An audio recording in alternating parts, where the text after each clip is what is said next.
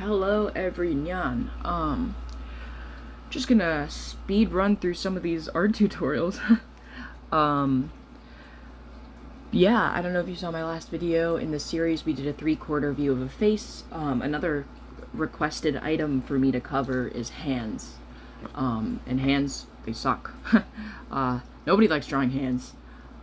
Some people do, I'm sure. I'm sure some people do. But it is something that's very daunting for a beginner artist. And so you'll see people, and they draw, their bodies, and, their people will be like, oh, I got my hands behind my back, or, they'll obscure the hands. They'll put one up here, try to make it more creative behind the head, blah, blah, blah, whatever. And we want to avoid that. So, I guess as sort of a beginning tutorial, I'm happy to make more tutorials on hands in the future because there's so many ways of drawing hands. But I would just like to say, in this beginner one, nothing will help you draw hands better than practice. There's guidelines, there's all sorts of Pinterest tutorials, whatever, and those are very helpful. They teach you skills that might take you years to learn otherwise, but, and so definitely look at those. However, you need to practice, and the best way to practice is draw your hands. You're in school, you got nothing to do, you're doodling. If you're going to be doodling anyway, I'm not condoning, doodling, whatever. But if you're going to be doodling anyway, draw your hand. Draw your left hand, draw your right hand, whatever, whichever one you aren't drawing with.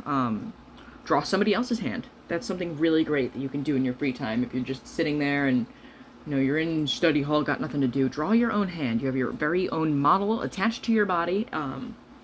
So yeah, same goes for feet, and I happen to think that feet are much harder, but we can attack that in a separate video.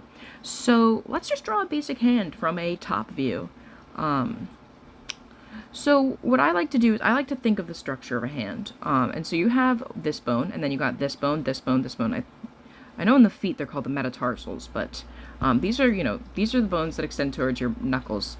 So like, let's say this is, these are your knuckles. That's kind of what it looks like, right? And everybody has different hands, but I'll extend a little beyond this one to represent the pinky bone and whatever, but that's what's going on in your hand, and then you kind of have like a connection to the arm here. I'll just draw it like that. So, trim that up a little bit, and that's your basic shape of a hand. If you were in a fist, or if you were, let's just say we were to stop at the knuckles here, the rest of the thumb, you might have it tucked under. This would be your, your knuckles. I'll just draw them nice and smooth like that. I don't know. Might extend a little bit more down here, but yeah, that's, that's your basic, your fingerless gloves would kind of come up like around here, you know what I'm saying? That's your basic structure of a hand. Let me just get rid of that. So let's make this, let's make this a little bit smaller. And yeah, that's perfect. So let's start with the thumb, all right? Let's say your knuckles right here, right? You're going to have your first segment of the thumb come out then from that knuckle, and it kind of, there's a little bit of overlap there, I suppose, especially from the bottom view and whatever, but you're going to have this first bone, then you're going to have your first knuckle, and the thumb kind of just after that tapers out. That's it. Thumb is a lot simpler than the other ones, and that's not a great representation of a thumb. I gotta say, it's a little bit longer than I would have liked. But then let's say your next knuckle will go there. This knuckle's a little bit higher, this one's a little bit lower, this one's the lowest. Let's, this might not work out in my favor. I'm hoping it does, but it's become such a thing for me now that it's, we're drawing the first knuckles, by the way, and they're gonna be kind of hot dog shaped. Those are your first knuckles. Let me go into that a little bit. Sorry about this thumb, by the way. This thumb's a little wonky. I'll fix it, I promise. But your knuckles are, when I say they look like a hot dog, because that one probably should have been shorter. What I really mean by that is that when you think of a hot dog in a cartoon style, you could say, yeah, it's, or a sausage of any kind. You could go ahead and say, yeah, it's just a cylinder. It's like a rectangle with two rounded ends, But that's not, in cartoon, when we draw cartoons, we want to be whimsical, we want a good representation of things. So when you're drawing a real sausage in a cartoon, you want to give the ends a little bit more plumpness, You want to make it look like it's really got groove. Or when you're drawing a macaroni, you might want to make it a little more just fluted at the end, just to give it that macaroni vibe. That's a function of being a cartoonist. You're gonna want to like know where to exaggerate things, you know where to be whimsical. So, but when we're working with fingers, they actually are fleshy and they do kind of have structure. Some people might have a more thick thumb. Some people might have a skinnier fingers that kind of tend to gain mass when they reach the knuckles area. Everyone's hands are different, and that's like I said, it's both a function of anatomy and a function of style. So you can mess around with that however you want, but this is kind of where we're starting, and these might be a little bit longer than I expect. Let's say that the knuckles come here. Usually at this point, I just kind of turn them into triangles, and I try not to have them all looking straight ahead. I don't like to draw them like this. No, we're not doing straight lines here. It's an uncomfortable way to hold your hand, and it's very unnatural, and it doesn't feel right. So this is a really long hand. I failed, you guys. And then the thumb usually comes out kind of like that. Let's clean this up a little. Tra-la-la-la-la-la-la-la-la. You can see how much difficulty I'm having even. But, that's because I really don't use guidelines like this. And when I draw the thumb, I try not to go by the hand structure, as I might have expressed before by doing this. I actually would rather tailor it to look like the rest of the fingers and how they already are. Or I'll start with the thumb and kind of tailor the other fingers around that. And that's because the thumb has a unique shape. It sticks out. It doesn't go in the same direction as the other fingers. Sometimes I want to make it more angular or less angular. In this pose, the thumb would probably fit in better if it's kind of... That was cringe. I'm sorry. The thumb might fit in a little better if we were to express it kind of poked inward, because that would look more natural for what this hand's doing. So I kind of would have it jut out a little. Yeah, that's feeling okay. And then around here we have that final knuckle. I'm going to not make it point out too much. We'll have it tucked in. Obscured a little bit. So it's like a basic hand, right? Again, tailing this thumb, kind of making it fit in. La la la. That's a mid thumb. It's mid. It's not great, but it's mid. Now, chances are you're probably not going to be drawing a hand in this position if you're trying to make it look natural. So I'd like to do a real-life situation. Let me just tidy up these fingers to make them a little more accurate. You do want them to have, like, that structure of, like, the first two knuckles. What happens beyond the first two knuckles at the end of the finger, that is up to you. I just like to kind of smooth it out like this. This pinky is probably my best finger here. Yeah, mid. I do taper them off like a triangle. Some people like to do that, some people don't. Whatever you want to do. But, yeah. Let's just boop. Give it a little curvature. La la la. I do use my own hands for references when I do this in my real drawings. You can see how I've diverged from the guideline that I originally had, which is why I say, guidelines that you use and you find online, with that kind of rectangular boxy one being one of, I guess, the most popular. I don't... It kind of looks like a glove, actually. Whatever. But, they're not my favorite. If you were to draw this from the front view, this thumb might be curved in a little more, and you'd maybe see these kind of palm lines. And sometimes imagining it from the front can help you, because you'd be like, okay, well, actually, these knuckles might be a little further up, or whatever. And, yeah, usually I might, like, resize it and mess around with it a little bit. Yeah, it's maybe a little thicker than I would have liked, but let's try another one, okay? It proves to you guys that I can draw a hand. Let's say we're drawing a hand, and it's from a kind of awkward angle. This is not the pencil I want. This one should be okay. So let's say we are just having a hand that's reaching out, kind of like this.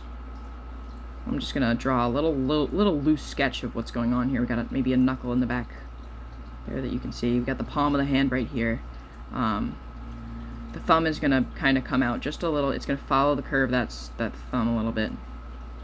Sorry, the curve of the palm a little. And I like to add a little boop. This is a style thing, a little like hitchhiker thumb suggestion here. That's actually a genetic thing. But using things like that, little quirks, can help as a cartoonist. And then I kind of come up to the first knuckle here. And, from this perspective, the proportions of all the knuckles feels a little off, right? I would say. And then I'll probably just add a little extension here, because I don't want to take this too far. So, that kind of feels right. I'm feeling good about this. We know that there might be like a suggestion or a hint of another finger in the back here, but really what's going to be the star of the show when we're drawing the rest of this hand is the fingers that come down here. And that happens a lot when you're drawing hands, especially when you're drawing them attached to a body. You're going to have other fingers that are kind of hiding, maybe behind the thumb area. So where the other fingers are going to originate from, we'll say the pinky's going to come here, and the pinky sometimes is a little bit harder to move if you notice on your own hand. The mechanics of moving your pinky is not always super easy. Let's say maybe I'll just have a little suggestion of a palm here, and we'll have our pinky come out, and I'm just going to have it do a little straight little poke there, because again, it's kind of okay to have your pinky be straight. And then we're going to just extend this middle finger a bit beyond where this other finger would be. And we'll just show that they have a little meat on them on the bottom here. Show that this one's a little closer to the middle finger because it is the ring finger and they tend to operate very closely. And so I'm just going to turn this bad boy down. We have our sketch layer. Obviously it's not perfect, right? But as we go into sketch again now, I feel really strongly that this finger is in the correct place. We'll just add some volume to it. Make sure that we're defining at least, just the pudginess right here of maybe the skin between those two knuckles. And then when we come down here, we're going to show the stretched skin from the thumb. That's something I always like to include. This kind of exaggerated thumb shape. Maybe that's a little too far. Oopsie. It happens. Whatever. You can fix it later. Okay, we're going to show that this middle finger is a bit longer than the pointer finger. One thing you could do is you could add like these little straight little nail suggestions on the top if you wanted. Kinda, I don't want to add that little gesture there. This one's going to be even farther in, but it is going to be closer to the middle finger. So I'm going to just have it just tucked right in there. So I'm basically moving it up. This finger right there. See, boop. So I can make it closer as I'm refining my sketch. Get this little hint of palm. And then I'm going to move the pinky up as well. Maybe that was a bit too long, but sometimes the pinky does seem to operate a little differently than the rest of the fingers. So I don't quite like that perfectly. I like where it was before. I like its prior shape. I'm going to take the forest for the trees here and kind of have this little downward motion. I think that's important. I might have missed that.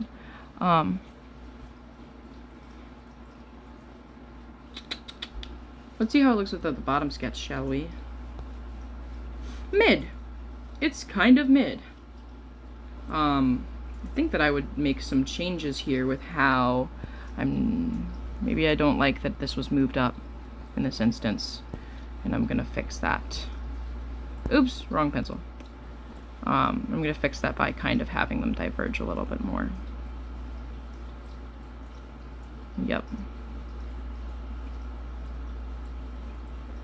Whatever, it doesn't need to be perfect right now. We'll get into it later. One thing that you can do is you can kind of show the angle of the nail. This is a natural thing in anatomy. Actually, if you don't have an angle there, or, if the angle forms like a diamond or something, I forgot what it's called, you have something called clubbing nails, which is not good.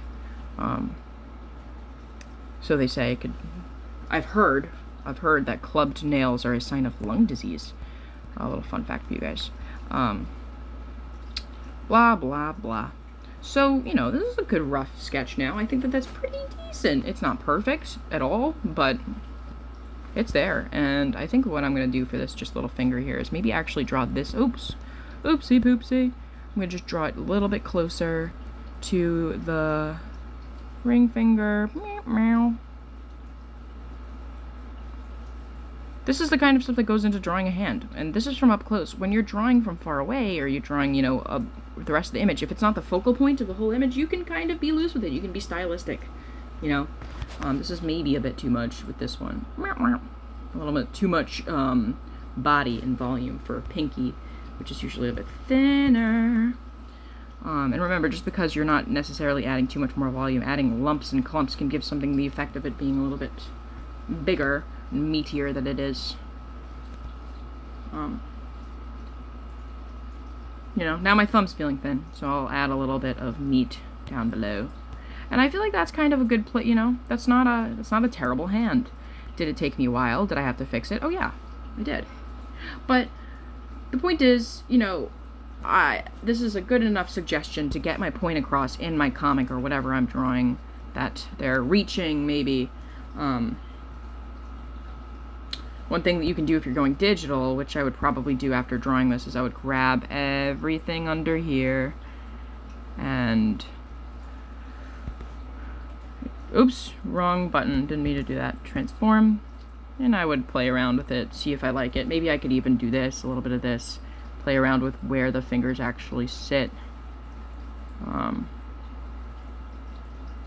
around here, I could do this, I could make it longer, shorter, whatever. That might not be as easy for everybody to do if you're not using digital.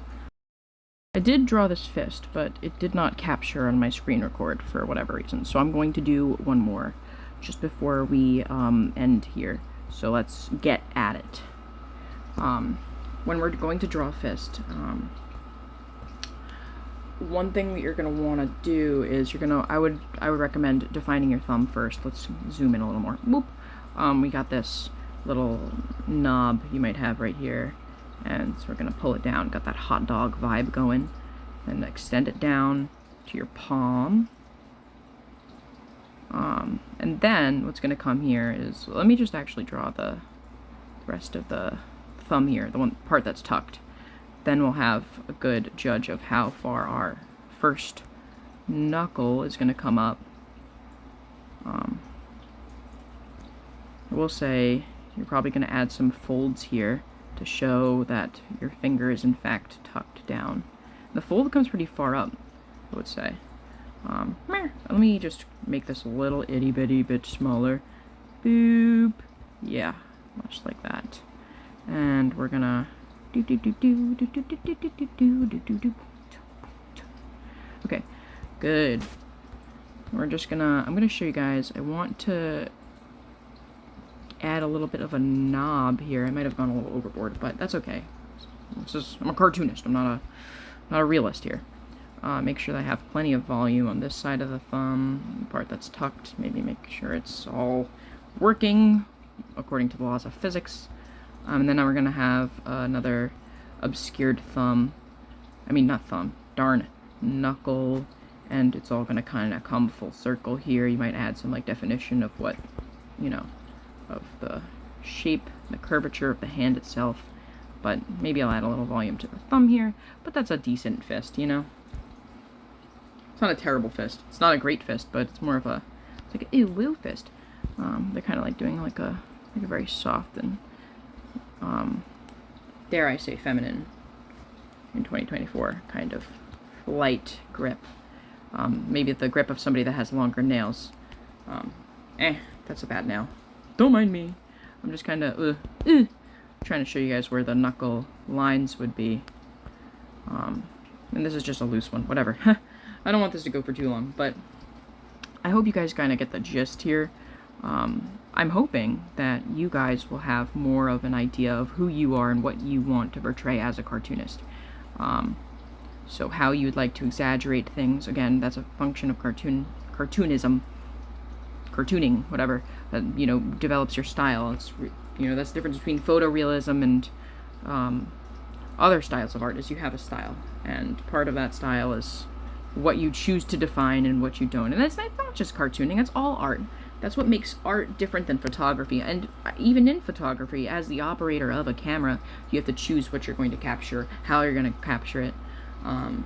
That's a part of all art, really. It's choosing what not to and what to portray and how you're going to do it, all of that. That is what makes visual art. So, oopsie. You know, I hope that kind of helps. Maybe this guy could use a little TLC. Oopsies. But you get what I'm saying. So in terms of tips going forward about practicing fingers, you know, you can use, like I said, you use every guideline you can find online, whatever. But what's really going to help you the most is observing hands and taking notes about them. Look at your hands. Look at other people's hands. Try to think, what makes my hands and the next person's hands different? What makes my hands and my dad or my mom or my brother's or my partner's hands different? You know, is it size? Is it the length of the fingers? Is it the, you know, the callus? Whatever. Think about what you're trying to portray and what's necessary in what exactly you're drawing. You know, if you're drawing somebody that works with their hands, it's a very gritty and detailed drawing, you might want to add in that callus, and, you know, that thickness of the fingers. If you're trying to portray somebody that is, you know, very emaciated for some reason, you might want to draw the fingers as more bony. Depending on your story and how you're, you know, what exactly is important to it, that's what you might want to consider. You might think, oh, I don't need so many wrinkles, I don't need so many details, and you can make, you know, your fingers more pointy and like triangular and whatever. You might just be sketching, you might be doing something that's more spindly or scary. You know, all of those things go into the formation of a hand, especially when you're a cartoonist. So the best thing, look at other people's styles, you know, take what you like from them. I happen to know that I really like, you know, when people have these really long, nice, extended nails. You know, I think that's really cool. If that's something you really like and you want to incorporate into your art, do it. Take from others. Don't copy them. Don't copy their style exactly. And if you do, either don't post it or ask their creator. You know, don't monetize it or display it.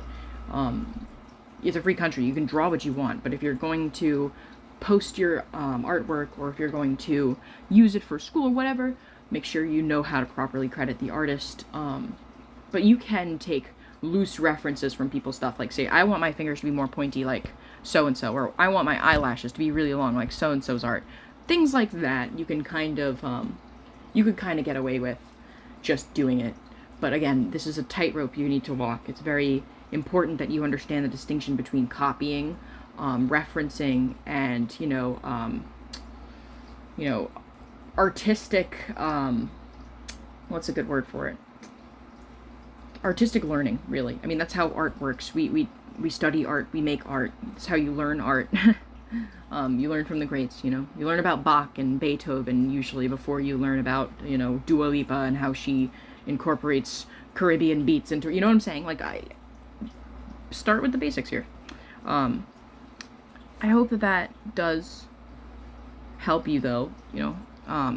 I do implore you to look into art history, even if you are into, you know, anime or whatever. Look at Mona Lisa's hands, you know. Look at that was a JoJo reference, by the way. But you know, like, look at the way Picasso draws ears. I actually don't know if he drew ears or whatever. Just, you know, take little things. I like the boldness of their lines. Great, take that. I like the way that their thumb has a hitchhiker's thumb, or you like the way I do it. Use that. Do it. All right. So, hope that helps you guys. Good luck drawing hands. Tag me in whatever you do.